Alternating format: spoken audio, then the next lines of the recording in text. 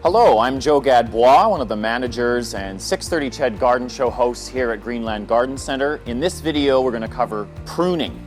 Now, pruning trees and shrubs, something that really makes a lot of people nervous, but it's actually one of the most important parts of maintaining your garden. Now, early spring, is the best time to prune the majority of trees and shrubs before they actually leaf out. There are a few exceptions to that. The main ones being birch and maple, which will bleed sap if they're pruned at this time of year. So with those, wait until early summer once they're fully leafed out and then do your pruning. Evergreens would be another exception. So your spruce, pine, juniper, those we're only pruning new growth. We'll talk a bit more about that later in the video. So you're waiting again until early summer to do those.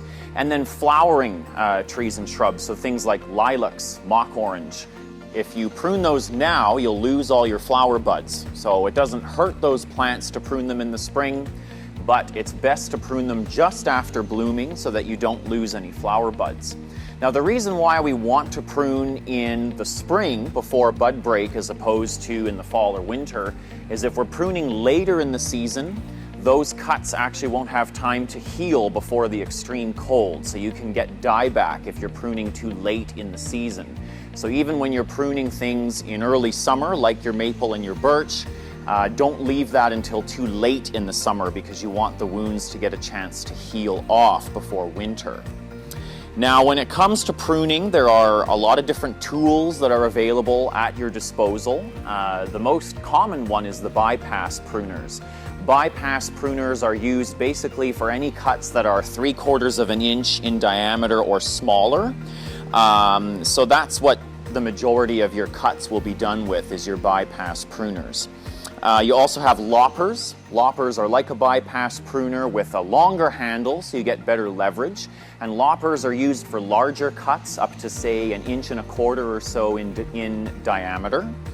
And then you have pole pruners. Pole pruners are used for cuts that are higher up in the canopy of the tree.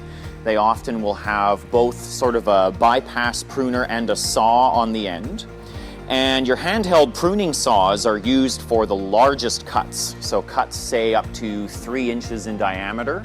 If you're doing really large cuts or removing trees, then it's best to hire a professional who can come in with a chainsaw to do those, just for safety reasons. Now, a lot of people ask about what to do for helping cuts to heal. Back in the day, it was common practice to use pruning tar on fresh cuts to help them heal. We now know that actually doesn't really benefit the tree. It can cause problems because pruning tar doesn't breathe. The tree is actually fully capable of healing on its own as long as you have pruned properly and you have a nice clean cut. So it's important to follow the proper pruning technique and use sharp tools to give you a clean cut which will heal quickly on its own. If, however, you have a nasty wound on your tree, say from storm damage, animal damage, you can purchase a product called lac balsam, which is essentially an artificial bark, and that product will allow the wound to breathe and just help it to heal a little bit better to prevent disease problems, winter injury, that sort of thing. Several reasons why we actually want to prune pretty much on an annual basis. One would be to control size and shape. Making sure that your tree has a nice uniform canopy that's nice and open. We want to prevent having canopies, both in trees and shrubs, that are too dense on the inside because that can cause more insect and disease problems. As well, when you're looking at fruiting trees and shrubs, you want to have a nice open canopy with good light penetration to all of your leaves to ensure optimal fruit production. Now, there are two basic types or ways to prune a tree and a shrub. We have heading back and we have thinning out. So let's have a look at how both of those methods work. What we mean when we're talking about thinning out is that means that we're actually looking at removing entire branches. And there's multiple reasons why we do this. One of the big things that we're looking for is for branches that cross with each other or rub together. Branches that are rubbing together open wounds in the bark, which can then invite diseases to enter the plant. So you can see there's actually a number of branches that are crossing and rubbing with this plant. And it's so much easier to do this in the spring when you can see the structure of the plant. So here's one that's been rubbing, and you can actually see where it has wounded the bark on this branch here. What I'm going to do is take my bypass pruners, and I'm going to remove this branch entirely by making a more or less flush cut with the main branch that it's coming from. Here's some more dead branches and also spindly branches in the center of the shrub. So these are other things that we're looking for. Anything that's kind of weak and spindly, damaged, we're going to take those right out. So that's also an example of thinning. And next we'll have a look at what heading is. Heading or heading back is when we're reducing the length of a branch. So when we're thinning, we're removing entire branches. When we're heading, we're just trimming branches back. Heading back is a really important part of creating that nice full bushy form that most of us want to see in our trees and shrubs. With a lot of trees and shrubs, if you're not heading back, they start to die out in the center and in the bottom, and they can look very sparse.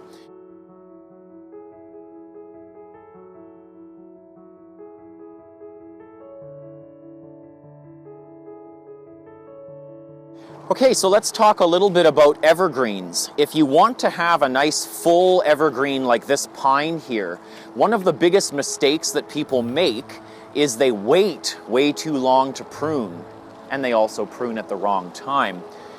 In the case of evergreens, it's really important to know that you only ever want to prune into the new growth. So in early spring, like right now it's mid-April, this pine has not started to produce its new growth yet. Later on in June, say, mid-June, you'll start to see candles coming out of the tips. And all evergreens behave the same way in the sense that that new growth comes out in late spring, early summer, and that's the only part you ever want to cut, with very few exceptions. If you cut into the old growth of an evergreen, like for example, if I were to cut this growth on this pine right now, it's not going to grow back from that cut, which means the cut that you've made is a permanent scar on that plant. So one thing that people commonly do, and you'll see this in the city all the time, is they will top cedars, they'll top pines, they'll top spruce when they get too tall. That tree is now permanently a flat-topped tree. It will never regain its natural conical shape. So it's really important that we're pruning into that new growth every single year if we're trying to control the size. In the case of a pine, when those candles show up in midsummer or early summer, we can simply snap them in half. Avoid cutting them with pruners in the case of pines, because you'll actually get burning on those new needles. But snap them off about halfway. What that will do is encourage fuller growth, like what you're seeing here, much less dieback in the center. And it will also greatly slow down the speed at which that plant is growing.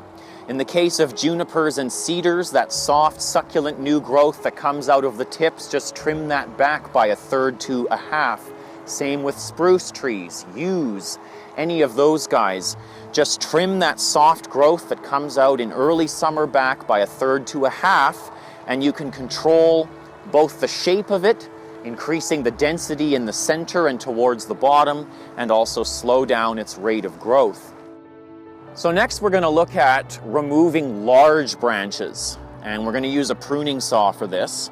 These pruning saws are great because they're super sharp and they actually act on the backstroke, so it's quite easy to use them. If you go and just try to cut off a large branch right at the base with a saw, what often happens is the weight of that branch will cause it to fall before the cut is finished, and it brings a whole bunch of bark with it that just peels right off the tree, which leaves a really nasty wound to invite insects and diseases to infect the tree. So there is a certain technique that we want to use when we're doing this, and I'm going to demonstrate that to you right now. We start by going about 6 inches or so away from the base of the branch, And we're going to take our pruning saw and we're going to start cutting upwards from underneath. And we're going to cut about halfway up through the branch, just like that. Then we're going to come a couple more inches down, okay, closer to the base, and we're going to start from the top this time, and we're going to start again going halfway through. So we've done that, 2 cuts, one from the bottom, one from the top. Now we snap the branch right off. What that does is it leaves this nice stump. So now when we cut this off, we're not peeling bark off. It's much easier to remove this. When we now make our flush cut with the trunk, which is very important, never leave this stub on here, we want to leave a little bit of a bark collar. So I'm gonna sort of plan my cut here before I start it. We don't want to go totally flush with the trunk. When we do that, it takes longer for this wound to heal. So we want to leave a bark collar. So I'm going to start about here, and I'm going to just cut straight down.